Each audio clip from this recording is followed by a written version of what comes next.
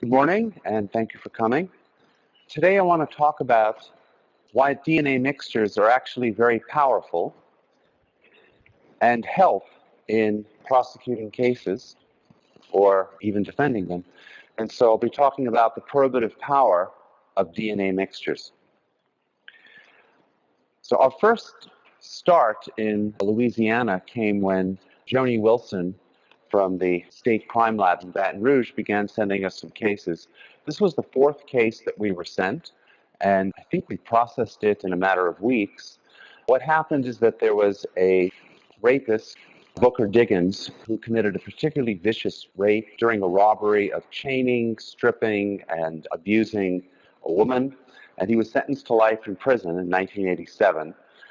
And in 2010, the Innocence Project thought they had what they said is bulletproof scientific evidence that he is not the guy. And that's to quote.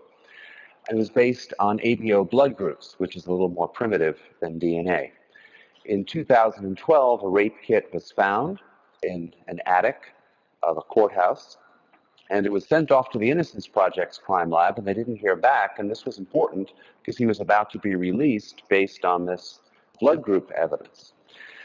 And cybergenetic sent the file. We found a match statistic of about 38,000. It was to a tampon string. It was what was left of the DNA kit that hadn't been sent out to California. And once we came up with the result, Mr. Diggins was not released from prison.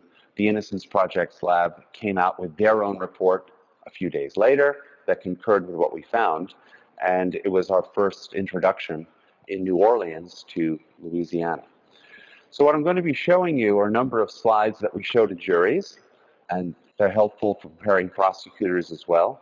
We begin with DNA biology. The human body is made up of trillions of cells, and the nucleus of these cells, shown on the left, is where the chromosomes are kept. There's about 8 billion letters on each copy, one from each parent. And if you open up one of the chromosomes and unravel it, what you see is text. It's just DNA letters in a chemical alphabet, A, C, G, and T, that either contain really useful information or sometimes just random text with no information at all. And these locations are called loci. So that's what we're starting with, or genetic loci. And the main locus used in forensic identification is a short tandem repeat that's been used for about 15 years. And this is how it works. If you open up any page of the 23 volumes of the Genetic Encyclopedia, there'll be a paragraph. And that paragraph that scientists have selected will have fixed text in that paragraph, but some random variation in a repeated word. Here, that repeated word is shown as the word root. It's repeated here 10 times. And different copies of the Genetic Encyclopedia on that page for that volume, in that paragraph, will have the 4-letter word repeated a different number of times, 5 times, 8 times, 13 times. And that's a source of variation. And it turns out that if you know how many times the word has been repeated, that will tell you the length of the paragraph. The more times the word is repeated, the longer the paragraph. And scientists use that to measure the length of the paragraph in order to figure out how many times that short word repeated in tandem, that STR, or short tandem repeat, has occurred. And that variant, which is called an allele, is a source of distinguishing people through genetic identification, right? If different people have different lengths, then they can be distinguished. The most important concept in all of the biology and in interpretation of DNA mixtures is the genotype. A genotype is a pair of alleles, one inherited from each of our parents, as shown on the bottom left. Maybe there's a repeated word at a location of 10 repeats, an allele of 10, from a father, an allele of 12, and that pair of words is the genotype, here a 10-12. Because there are many different variants of alleles, maybe 15 different lengths, and that means there's about 100 possible pairings. That's a tremendous source of variation, maybe 100 different possibilities at one location.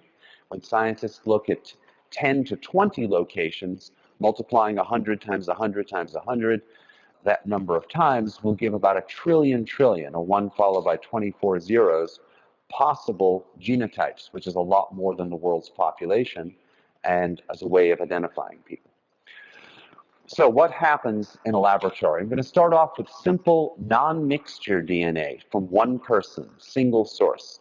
And shown on the left is a strand of DNA indicating in blue DNA from one person.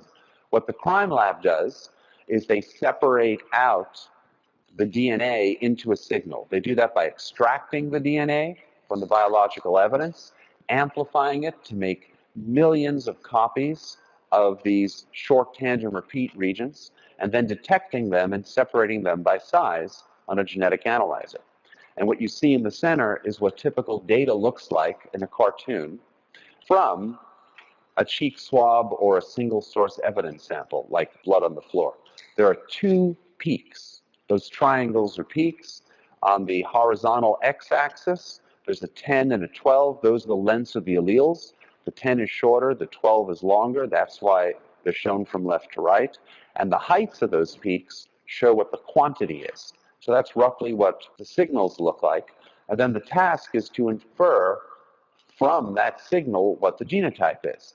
Well, with single source DNA, it's really easy. You see a 10 and a 12, they're the same height, there's only one person there. Of the 100 possible pairs of alleles, the only one that it could really be is a 10 and a 12. That's shown on the top right. So it's very easy with single source DNA. And then when a comparison is made, say to a defendant, and their known genotype is also a 10-12, then there's a match, and what's reported is the strength of match, the power of how rare that genotype is. And that's 1 over the rarity, 1 over the chance of a coincidence. So if that 10-12 genotype was 10% of the population, 100% over 10% would be 10, and that would be the strength of match, and that would be the match statistic. Now, the National Academy of Sciences, in a very important study that was published, it's available free online, called Strengthening Forensic Science, showed that there are a lot of issues in forensic science these days. There are issues with potential human examination bias, with statistics and reporting that aren't seen in most forensic disciplines, and the question of, is there even underlying scientific basis for many things that we see, fingerprints, bite marks, and so on. DNA was held up as a gold standard that tended to do everything right, but it was really just talking about only single source DNA. They didn't talk about mixtures, degraded DNA, low level, low amounts, and they did have one sentence that said, however, there may be problems with how the DNA was interpreted, such as when there are mixed samples. And that's a key concept. There's a tremendous difference between generating data, however great the quality may be, and then interpreting that data to know what it means. If you can't interpret the data, then you can't produce a match statistic, and your evidence isn't coming into court. So what is a mixture? A mixture is what happens when DNA from 2 or more people are contributed to the same biological evidence item. And the problem with mixtures, which we'll see, is that you don't always get only one answer. In fact, there's usually a possibility of a range of answers.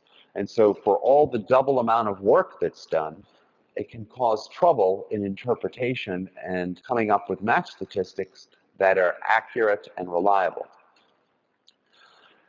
And we've seen this in the last 5 years across the country. And here are just some examples to tell you about. One is that having unreliable DNA match statistics has shut down crime laboratories. Last year was reported in the Washington Post that DNA testing was suspended at the Washington District of Columbia laboratory. Ultimately, the lab was shut down completely and restarted over new management. And that was due to a DNA match statistic for mixtures called CPI, Combined Probability of Inclusion. The same thing started happening in Texas, and a few weeks ago, the Austin lab was shut down. It'll open again, and the issues have to do with CPI, or interpretation of mixtures based on statistics. 24,000 cases are expected to be reviewed again in Texas. The early warning signs for this came from the federal government, the National Institute of Standards and Technology, or NIST, in their study in 2005, NICS-05, and they showed that match statistics for mixtures were not reproducible.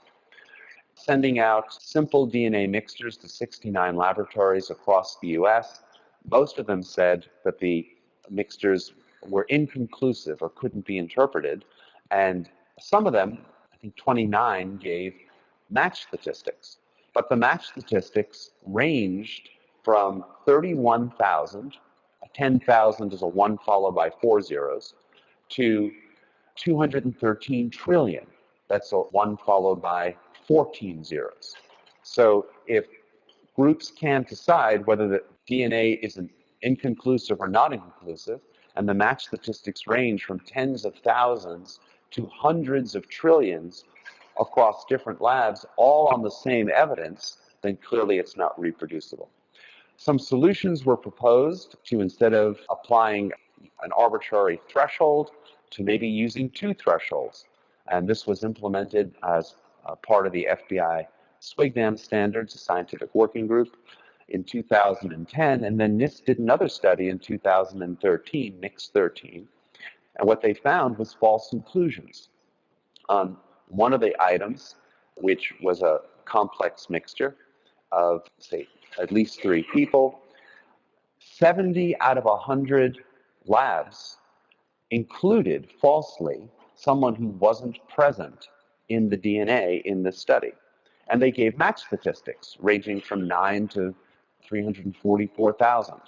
So if you have a method where 70% of labs are falsely including people, that's not the most reliable evidence. Only 6 labs correctly excluded the suspect. One of them was using TrueAllele. In a study that I authored last October, we showed that actually most of the statistics used, these inclusion probabilities, have no probative value. They don't correlate with identification information. They just give inclusionary statistics, and they tend to do nothing more than count up how many tests were looked at, as opposed to what was the actual probative force. And another issue which is affecting all DNA interpretation that's coming out and being used in labs is the notion of subjectivity. When you hear a match statistic and it's used in court, there's a concept that, well, the data were looked at, a match statistic was arrived, and based on whether the number was inclusionary or exclusionary, that's your guy or it's not. But that's not how it's actually done. What most software does is that a person first chooses which data they're going to look at, which loci, say out of the 15 loci, which peaks they're going to look at, which peaks they're not going to look at. After they've chosen their data, then they determine if a defendant is included or not as a subjective human operation. Only if a person is included by an analyst in the data that's been adjusted do we go to step 3, which is to calculate a match statistic. But unless you read through the protocols, you don't hear about parts 1 or 2. And that's most of the match statistics. Also, these statistics generally can only include people. They can't exclude them. And so the result is, for DNA mixtures for the last 15 years, we have all the problems that the National Academy of Sciences and the NAS report warned us about. There's human examination bias, there's issues with statistics and reporting, and there's a question of what is the underlying scientific basis of these DNA mixtures and the reported stats. TrueAllele casework is what I'll be talking about, showing how it's been used largely in Louisiana for the next hour. TrueAllele began its development in the last century, in the late 20th century. And the concept of TrueAllele is pretty straightforward. It's basic science. Use all the data, keep people out of the interpretation, and get as much information as you can that's accurate and objective as possible from the evidence. This is what a system looks like. As I'll mention later, some of the Louisiana laboratories have the system and are putting it into use. There's a user interface shown on the left. There's a database server that collects all of the evidence and questions that are being asked. And then there are parallel processors. In our office in Pittsburgh, we have 100 processors that can work simultaneously to work on 100 different questions at the same time. And exactly what these processors do is what I'll be talking about for the next few minutes. So what happens when there's DNA mixture data? Shown on the left is a mixture. We have 2 DNA strands indicating a mixture, blue and gold. You can have more. Handguns may have 4, 5, or 6 contributors. Let's stick with 2. The laboratory does exactly what it always does. It extracts the DNA. It amplifies the DNA. It separates the DNA, and it produces signals. But as you see here, the signal from the evidence data doesn't have just 2 peaks with 1 allele from each parent. Mixture data from more than 1 person tends to have more than 2 peaks. Here we see 3 peaks. We see a 10, 11, and a 12. Those are the different alleles, the different number of repeats at one location, the number of words, and then there are different heights that correspond to the quantity of DNA. So what TrueAllele does, and it's based on math, computing, and statistics, is that it separates out the data into the genetic types or genotypes of the different people who contributed their DNA. Why? Because if you're dealing with separated genotypes, everything about the DNA is just like what we had 15 years ago. We're dealing with one genotype that's been separated out from evidence that can be compared with another genotype, a reference from a person or evidence, and then from that, comparisons can be made. So what the computer does is it simplifies the problem by applying a lot of math. And in this separation, in this cartoon example, we would have the first genotype, that 1012 that we saw before, and a second genotype. But that second genotype has uncertainty. There's no way from the data to distinguish between these different possibilities. And the good news is that the other 97 possibilities have very low probability.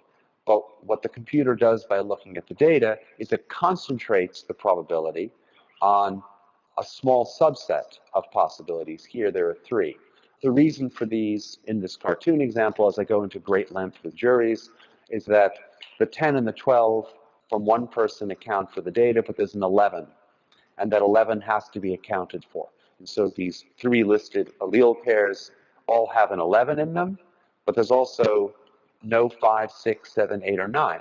So those are not present. So these are the possibilities that might appear with probabilities that are assigned to them based on the heights of the peaks and how data can be combined. This genotype, because in science, whenever you have uncertainty, there's probability. Here are probabilities, 20%, 30%, 50%. It adds up to 100%. Most of science has uncertainty, whether it's weather, traffic, or anything you'd want to measure. And DNA is no different. It was only in that special case with perfect single-source DNA that there was any type of perfection without any ambiguity. Here there's probability, but science can deal with probability. When a comparison is made, say to a second person's known genotype, an 1112, all that happens is that we still get a number over the chance of a coincidence. But that number is no longer 100%.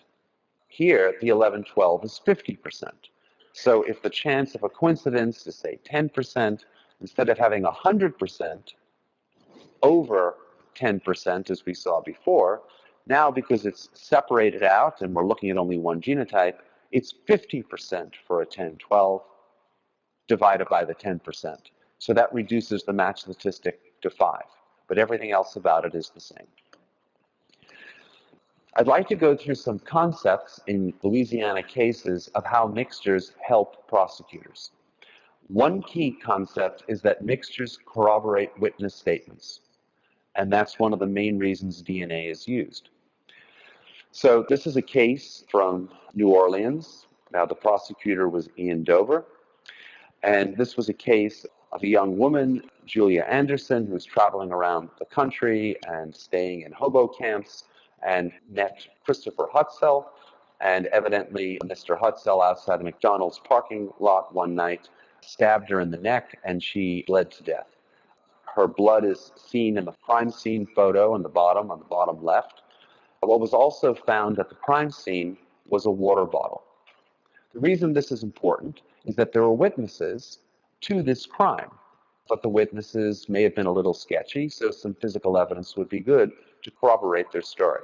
So this is DNA from the water bottle. This is what we showed the jury. We showed how computers can use all the data. Of the 15 locations that were tested, different pages from the genetic encyclopedia, this is one location called TPOX, and this is what the data look like. On the horizontal x-axis, there are numbers like 223, 228, and those give the length of the DNA paragraph. The number of repeats in that paragraph are shown as boxes on top of the peaks, the 7, the 8, the 10, the 11. Those are the alleles, the different variants based on length. And the vertical axis is showing the heights of those peaks in relative fluorescent units called RFU, and they give an indication of the relative quantity of these alleles. And so what these DNA data are showing us is they're showing that peaks have height. They're showing a pattern of tall peaks, a 7 and an 8, and shorter peaks like a 10 and 11. They're also showing variation. All of that information, height, pattern, variation, can be used by statistical computing to figure out genotypes in ways that people can't. And this is how the computer thinks. I'm going to go through this briefly, but with a jury, I may spend 5 or 10 minutes going through this slide because juries want to know, how does the computer think about DNA evidence? In essence, what the computer does is it tries out most every possible genotype solution. There's a pattern that we saw on the last slide of highs and lows, and it tries to put together pairs of alleles, shown here in colored rectangles, that when added together, give that same pattern of the highs and lows of the peaks. So here in blue, there's a 7-8 genotype from one person's allele pair. That would be the computer proposing one genotype. There's a second person's allele pair shown in orange as a 10 and 11 on the bottom right, and maybe a third person's allele pair shown as a 7 and an 11 in green. Adding together those different alleles from the different patterns, from the different genotypes, produces a pattern, and that pattern of added together rectangles looks like the underlying data. So that's a good explanation mathematically, and that confers higher probability to each of those 3 different genotypes, the 7-8 in blue, the 10-11 in orange, and so on, for each of the 3 contributors. The computer is also trying out another 100,000 possibilities, scattering these genotypes and possibilities all over the place that are not explaining the data as well, and those get lower probabilities. So by trying out every possibility, statistically, what the computer is doing is for each of the 3 contributors and for each of the 15 genetic loci, the computer is looking at 3 times 15 or 45 different genotypes that it's separating out. So the result of this separation at each locus is a genotype, and this is what one of the genotypes looks like. This is the evidence genotype determined from that major contributor shown in the blue rectangles. So the computer has tried not just a 7 and an 8, the computer has also tried a 7 and a 7, and an 8 and a 10. It's tried out basically all 100 possible combinations of what the genotypes could be just for this one genotype and then combine it with the other ones. And this is what it finds. So the genotype now is not one number from old-style single-source DNA. It's reflecting the uncertainty. It's showing a probability distribution. Here there are 8 possibilities. The bottom, we see what they are: 7-7, 3% probability, a 7-8 with 26% probability. What's happened is the data has focused the probabilities for this major contributor on 8 of the genotypes and taken away probability, they're not shown here, from another 90 genotypes. That's what data does. It changes our belief. And it does that in a computer as well. It focuses where the data tells us the genotype is and removes where it's not. Probability is shown on the vertical axis. This is objectively determined from the DNA data. It's not done by looking at the suspect. In fact, the computer has no knowledge of that. And this is done for each locus, separating into 3 different genotypes. This is one of those genotypes. And it's done for every one of the different loci. That's what the computer's doing in its separation. This isn't a match statistic because we haven't compared with anything. That's going to be done next. So after the computer has determined an objective genotype as a probability distribution, basically just bars, the blue bars that you're seeing here, then a comparison can be made to answer the question, how much more does a suspect match the evidence than a random person? I'm showing you the same blue bars of the evidence genotype that was separated out. The brown bars are for a random person in the population. And the way a match statistic is calculated with mixtures, if you have separated them out, is that a comparison is made between the probability or the height of the blue bar of the probability of an evidence match divided by the chance of a coincidence, shown in brown. And the number can be inclusionary or exclusionary. If we take a look 3 in, there's a 7-7, a 7-8, the third one is an 8-8. The brown bar of coincidence is taller than the blue bar of evidence, and that would give an exclusionary statistic less than 1. But in this case, Mr. Hutzel's genotype at this location happened to be a 7-8, and so the math focuses us just at that 7-8, and we see that the blue bar, which is 26% probability, is a lot more, about 13 times more, than the chance that a random person would have a 7-8, which is only 2%, the height of the blue bar. And by taking the ratio of blue to brown, evidence to coincidence, that ratio is 13. And that's the match statistic at this location. The lab looked at 15 different locations in the test tube when they amplified and separated and got data for this DNA. So in addition to the TPOX location, shown circled in red at the bottom, the same calculation was done for the other 14 loci as well. And the match statistic is shown on the x-axis, is sometimes called likelihood ratio, on a scale of 0 to 60. And it's shown for each of the 15 locations. Because these locations are biologically independent, they're also statistically independent. And that means the probabilities or the likelihood ratios can be multiplied together. And that's what happens. These numbers shown here is lower probabilities, like the first one that's CSF, the first location is about a length of 1. Numbers like D21 that go beyond 60, the TPOX we looked at that was around 13. Those 15 match statistics, one from each locus, are multiplied together to get the final match statistic. And it answers the question, is the suspect in the evidence? And because they're separated genotypes, we're not looking at one complex pattern of all the genotypes together. The language and the math is just what we have had with simple DNA in an understandable way for the last 15 years. And one can accurately say that a match between the water bottle and Christopher Hutsell is 19 billion times more probable than a coincidental match relative to an African American population. So we go from having essentially no information from this water bottle mixture to now having identified with a match statistic in the tens of billions, or 1 followed by 10 zeros, to the defendant. Because the mixture separated out genotypes, a different one of those separated genotypes can be compared with the victim, Zoe Anderson. And so we can answer the question mathematically, to what extent is she in there or not? And the language is that a match between the water bottle and Julia Zoe Anderson is 1.11 million times more probable than a coincidental match relative to a Caucasian population.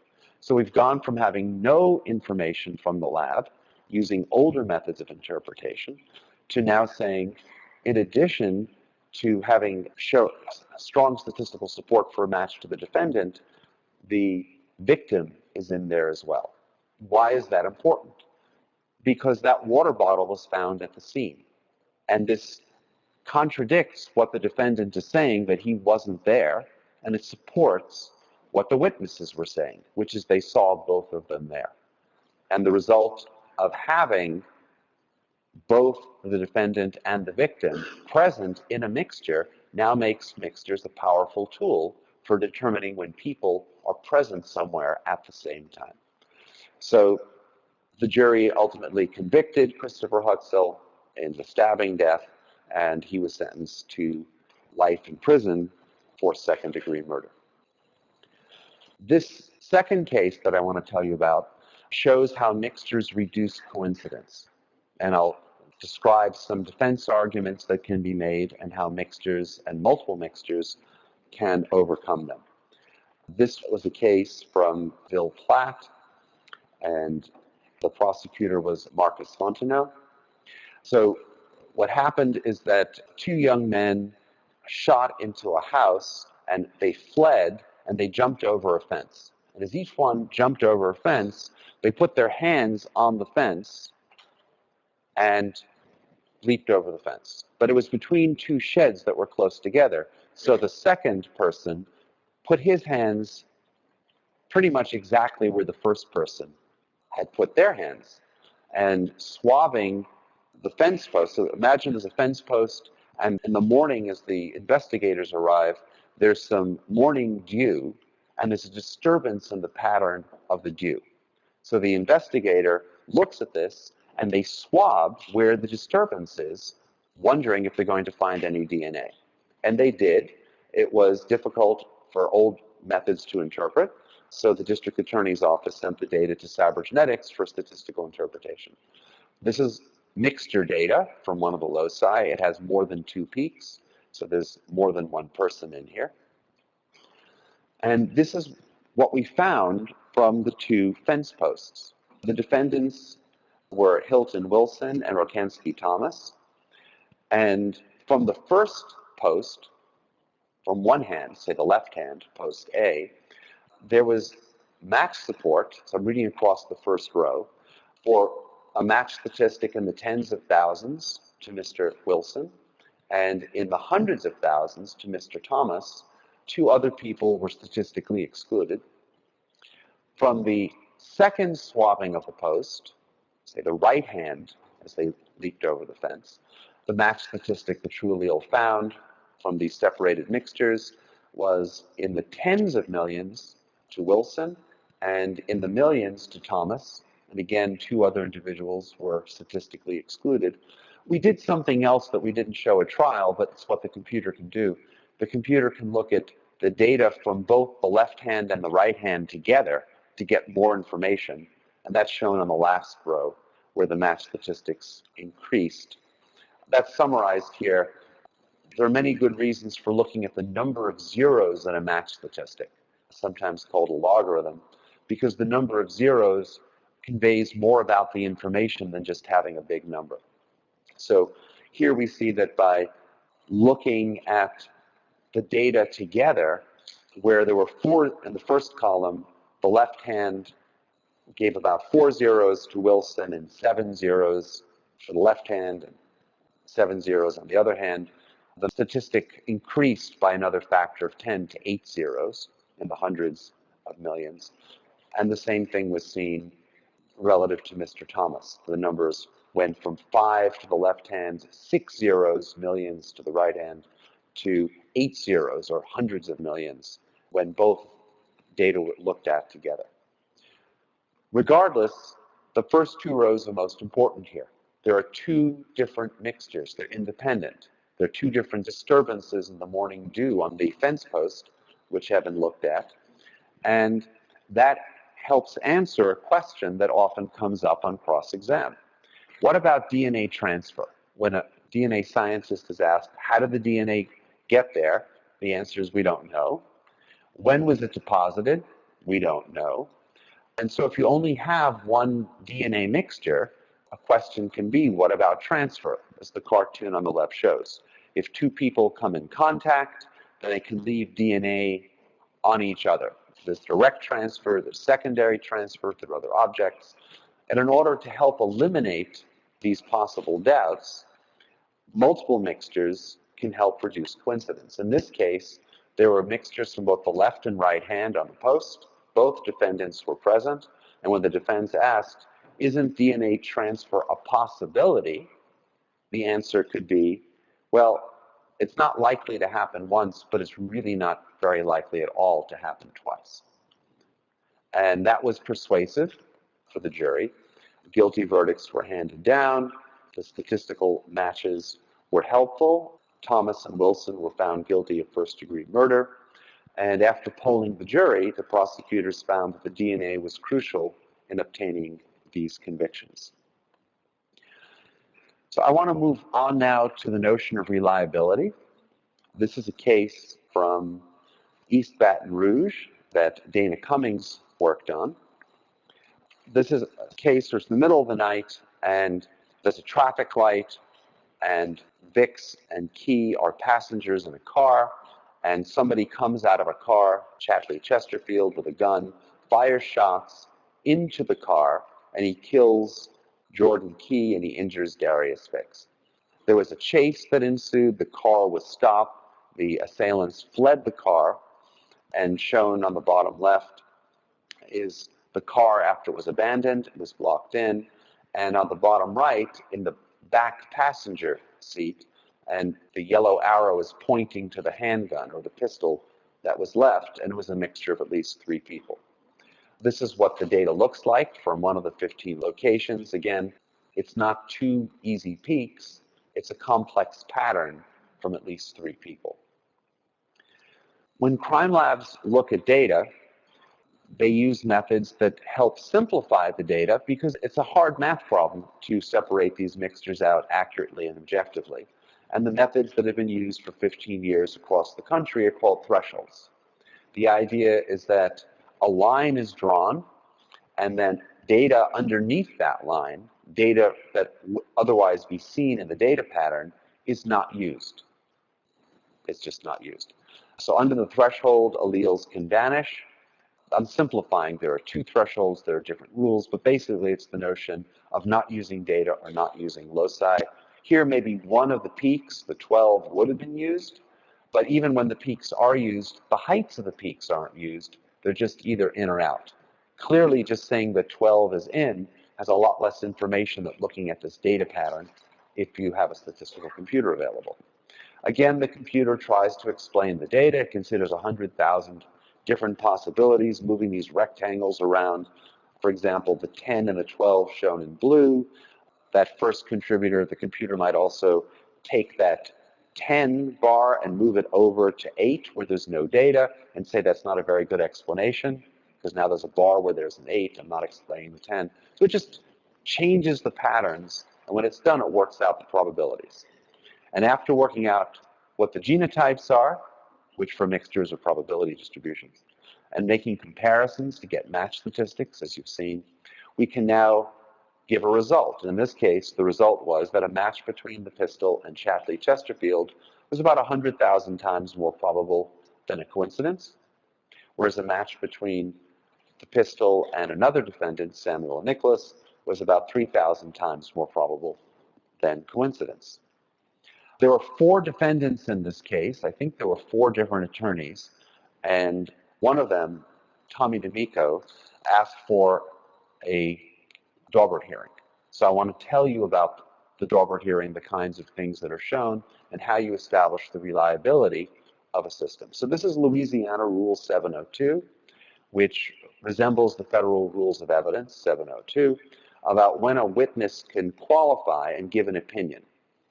So basically, the testimony has to be based on sufficient facts or data The methods have to be reliable, and the application of those reliable methods to the data, in step 4, also has to be reliably applied. So those are the main criteria. But how are those interpreted? There's a Frye standard and a Daubert standard. Louisiana has the Daubert standard. This comes from an old case, 1993, where the judge has a role of gatekeeper, and the judge has to determine whether some of these factors are met. And they have to do with whether the method that's being offered by an scientific expert is testable, and it has been tested, whether there's been peer review and publication, whether there's a known error rate. If the error rate's 0, that resembles magic more than science. That there are standards and controls, and that the methods have been generally accepted in the relevant community. Having done about a dozen of these admissibility hearings, what's clear is that whether you're in a Frye or Daubert jurisdiction, the notion of peer review and publication sort of subsumes most of these factors and answers most of the questions.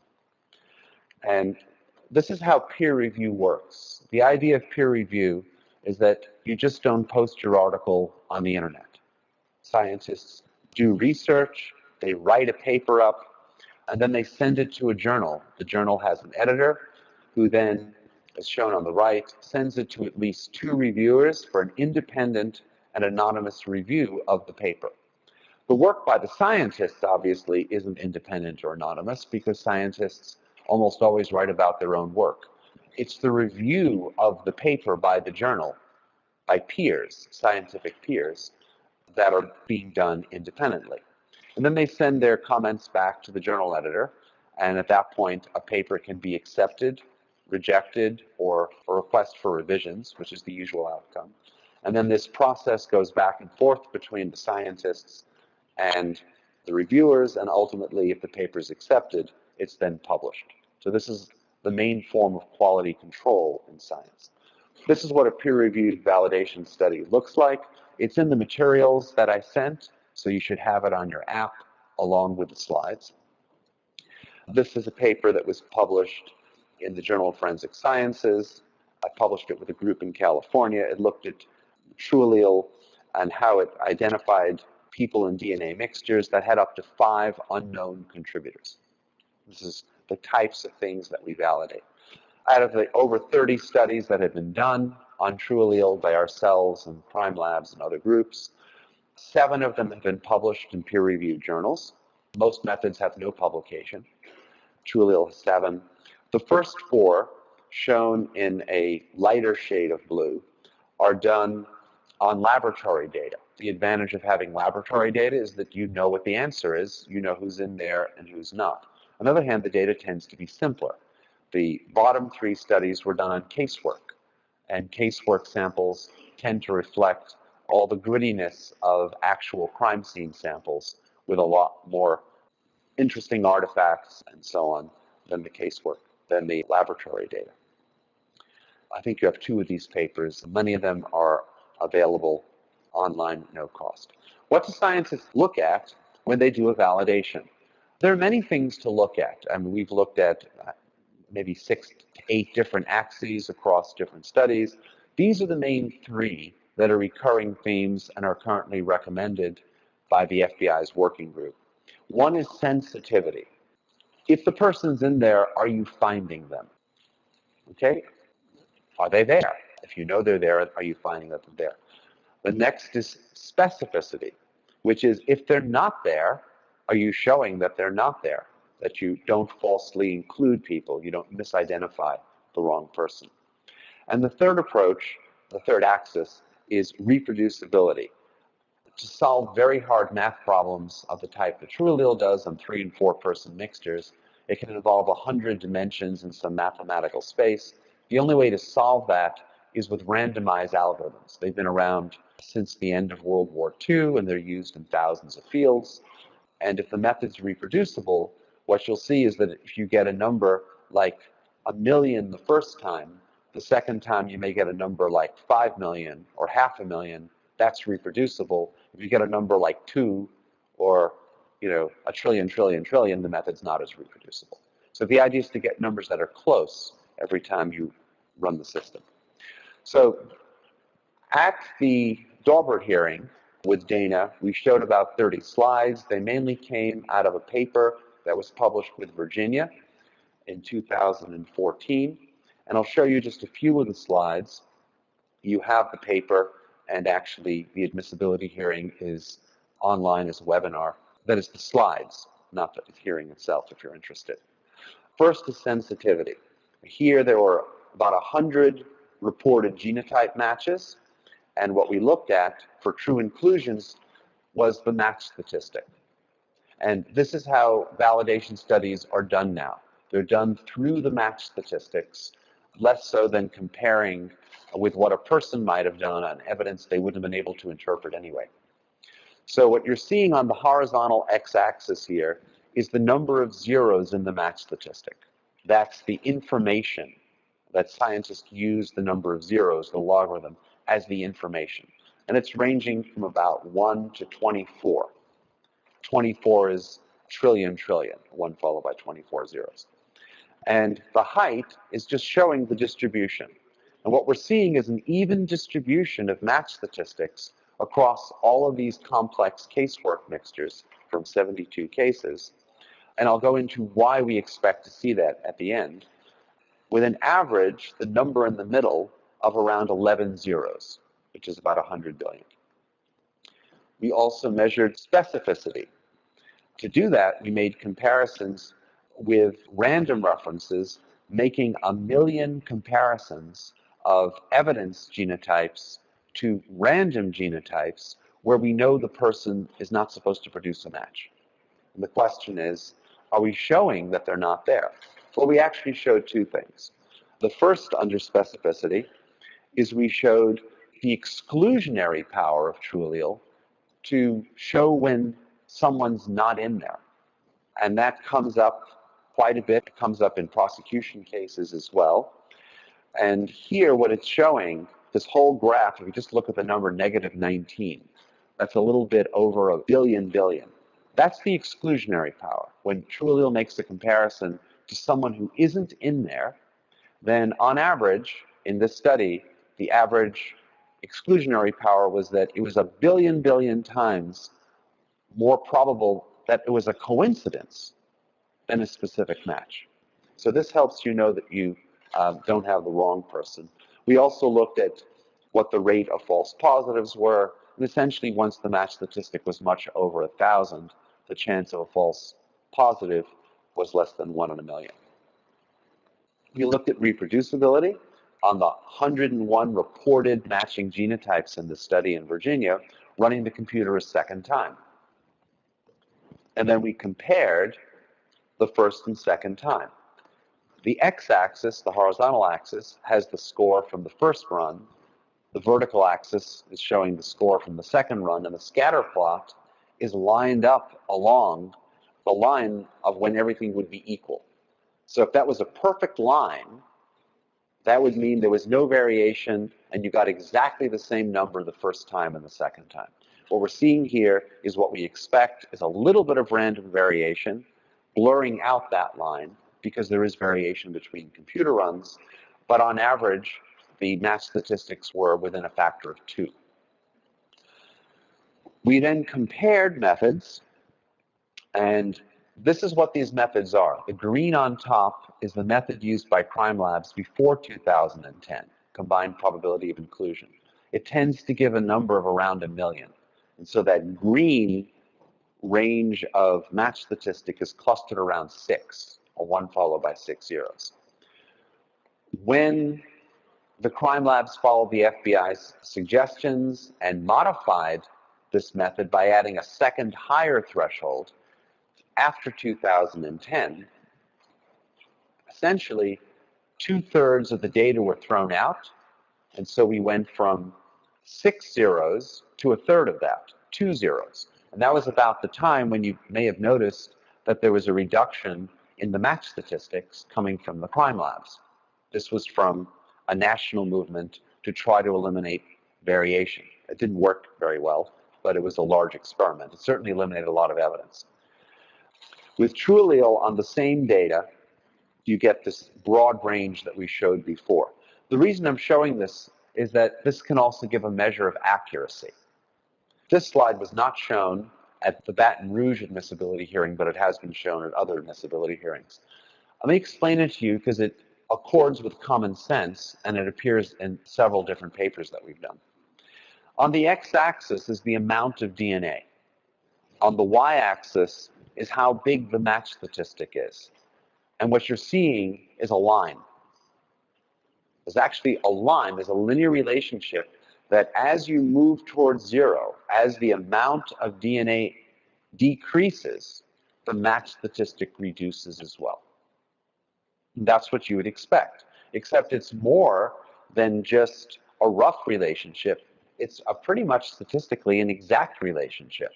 The number of zeros in the match statistic is related to how much DNA is present. More DNA, bigger match statistic. Less DNA, lower match statistic. What that means is that if we have random amounts of DNA, we expect random amounts of match statistic. And if you look at the last bar chart with TrueAllele, that's what we see. These are random amounts of DNA that are shown elsewhere in the paper. And what we're getting is a flat, uniform distribution that was shown statistically. And it's a measure of accuracy. It says we don't know what the number should be in any one case, but in looking at 100 matches, it's uniformly distributed because variation in amount of DNA is giving us a random variation in match statistic. It's a statistical proof of accuracy. Unfortunately, the older methods done with thresholds don't have that uniform distribution. But TrueAllele does, which was the point of this Daubert hearing. So ultimately, two of the defendants were convicted, Mr. Chesterfield and Ms. Dyson, and they were convicted of second-degree murder and aggravated battery. Obviously, the DNA was admitted into evidence, otherwise it couldn't have been used at trial. So this was a successful admissibility hearing establishing TrueAllele's reliability in Louisiana. This is another case also done in Baton Rouge with Katie Barrios. And there's a question of when do you have enough DNA? Well, we just saw in this picture that the match statistics don't disappear, they just get lower. And there are some laboratories that won't even look at DNA from a spent cartridge case because there's too little DNA. But fortunately, your lab does, because there's often information there. So in this case, there was a robbery that went wrong. The victim is seen lying in his driveway on the picture on the left. And in the grass was a 45 cartridge case. There was very low data, I'll show it to you in a second, that was insufficient for manual interpretation. So the lab suggested sending it to cybergenetics for TrueAllele computer analysis. The data is very low. Thresholds can be set at 100 RFU, 200 RFU, and labs won't look below there at all. In this case, I'm showing a location, which is pretty typical of the 15 different loci, where that top part of the scale is 70 RFU. These peak heights are around 40 or 60. They're very low data. In order to do anything with it legitimately, the computer has to work out the statistical variation of those peaks. TrueAllele does that, but most methods don't. And working with the quantitative data that we have for this very small DNA amount, I'm showing on the bottom left that the match statistic circled in blue was 93 million. So there was a lot of information in this data, even though the amount of DNA was low. And something else that is included in our discovery information, occasionally in a report, when warranted, is we can give an error rate. Now, the way the error rate works is this.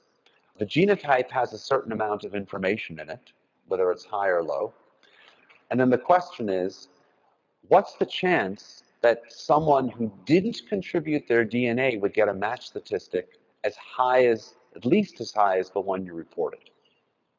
In other words, what fraction of the population would randomly get that match statistic or something higher if they weren't there? Or another way of looking at it, suppose the defendant is innocent. Suppose the defendant didn't contribute his DNA, but you observed a particular match statistic.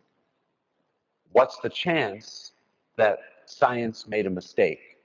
That, well, science didn't make a mistake. It's true that the match statistic is the match statistic, but he may not actually be there. He didn't really contribute. So this curve that you're looking at that I won't go into is the distribution of match statistics for people who didn't contribute their DNA. That can be worked out by TrueAllele statistical science. And then all the way on the right is a green arrow, and that's where a defendant's match statistic is living. The question is, what's the chance of going beyond that green arrow, of getting a stat at least that high? And in this case, the number was 1 in 2 billion. So the chance of an error was very, very small, even though the amount of data was very, very low. Ultimately, Darius Mitchell was convicted as a principal to first-degree murder and sentenced to life without parole. So in Louisiana, these are some of the outcomes that I was able to collect for this talk. We've had at least 10 different outcomes with verdicts where DNA was brought back into the case, the evidence existed, the data was there from the lab, but the computer brought it back into the case by separating out genotypes and properly interpreting the evidence to provide a match statistic that would let that evidence in court. The crimes tend to be serious. That's usually when we get involved. Murders, rapes, child molestation. The evidence is all over the place. It can be clothing, pistols, water bottles, almost anything to surface the DNA can be deposited on. I'm showing there are 1 or 2 other cases like mentally incompetent. I think there was an acquittal or 2 as well, but I'm not on this list. And the sentences reflect the severity of the crime. They're often life sentences. We've looked at, I think it's 29 cases, might be 30 so far in Louisiana. I've testified at 5 trials and 1 Daubert hearing. These are the parishes where TrueAllele's been used, with a lot of cases in Baton Rouge, Jefferson, and Orleans. The Acadiana Crime Lab and the State Police in Baton Rouge have TrueAllele in-house. They've gone through most of their training. They're finishing up validation studies. They're preparing protocols. And we're expecting that both of these labs will be going live with TrueAllele this year, in 2016, which means this type of computer interpretation of DNA evidence with reliable and objective statistical results will become very routine in Louisiana. There's been widespread acceptance of TrueAllele. It's been admitted after a Frye or Daubert challenge now in 9 states. We're 9 for 9, as well as overseas. There are 5 crime labs that are up and running with it from California to Maryland, and it's been used in over 500 criminal cases in, I think, 32 of the US states now for the prosecution and the defense. It's about 90% prosecution, 10% defense. We had a very stunning Innocence Project case where basically the DNA showed that somebody could not have possibly been there. I won't go into it. If you want to read about it, it's Darryl Pinkins in Indiana. Amazing crime. There were 5 perpetrators, 3 people were arrested, and 2 of them convicted. And what the appellate court wanted was a showing that all 5 perpetrators were accounted for in the DNA. The DNA existed 15 years ago, but a failure of interpreting it properly only showed 2 people. TrueAllele showed there were 5 different people, and 3 of them were brothers, which the defendants were not. Ultimately, there was no hearing. The DA just let the guy out.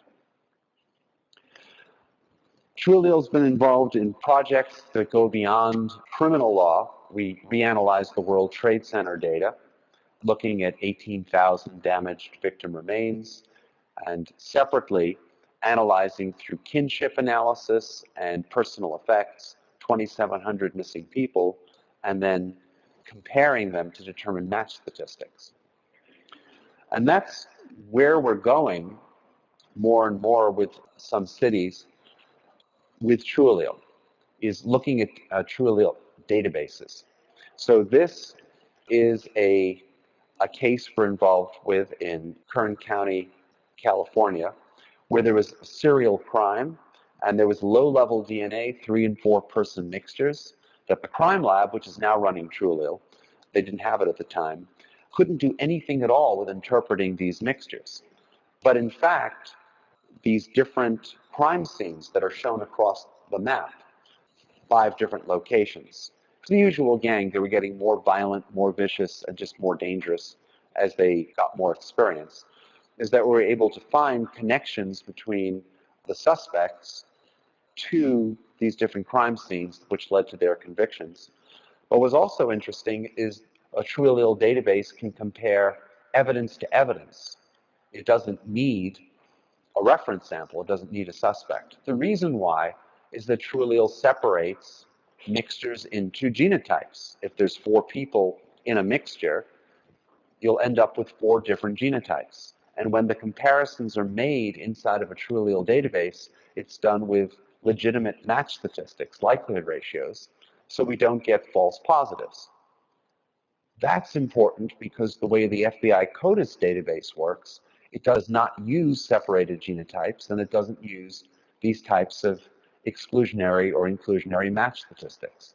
So the chance of a false positive can be high, and over 90% of your mixture evidence never gets uploaded to CODIS, and therefore can't be used for investigation.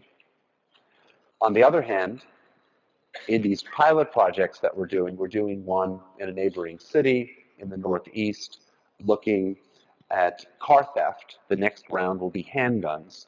We're finding connections between these crime scenes that no one had imagined before. Once we also brought in potential suspects, they're connected with more thefts that people had thought. And the next round will be handguns, because building a map of all the different handguns in a jurisdiction from DNA data that was previously uninterpretable but now connects guns to guns is very useful. And once you have actual suspects put into the database as well, then we're connecting defendants to handguns across crime scenes. So these are the kinds of projects that we're working on. We hope the labs will be working on as well in a few years. And if not, feel free to contact me about these. This is just a quick, interesting story from Pittsburgh. There was a handgun, 4 or more contributors, no conclusions, and this is what happened with TrueAllele that is of tremendous importance to prosecutors. Instead of having 2 trials with uncertain DNA evidence, what happened is by unmixing the mixture on the handgun into these 4 contributor genotypes, one person was excluded, charges were dropped. The second person had a match statistic of about 500,000, and he pled guilty and there was no trial. That's what you're looking for as prosecutors with DNA in every case when there's DNA evidence. You want the DNA to be dispositive, even if it's a complex mixture, and not left unused. So Louisiana is actually leading the way. You've had about 30 cases here, admissibility hearing. You have 2 excellent laboratories that are forging ahead to bring this into routine practice. And it's really what I've tried to stress today is that DNA mixtures are your friends. They have tremendous probative power to show who is or isn't present in DNA evidence. And with TrueAllele, you have methods that are accurate, objective, and are understandable to juries in order to achieve justice through DNA. There's a lot more information on our website. There's about 100 presentations and videos, probably over 50 articles of different kinds, some of which you have in your materials, webinars, courses, lectures, and so on. If you have questions, please contact me, and thank you very much for your attention.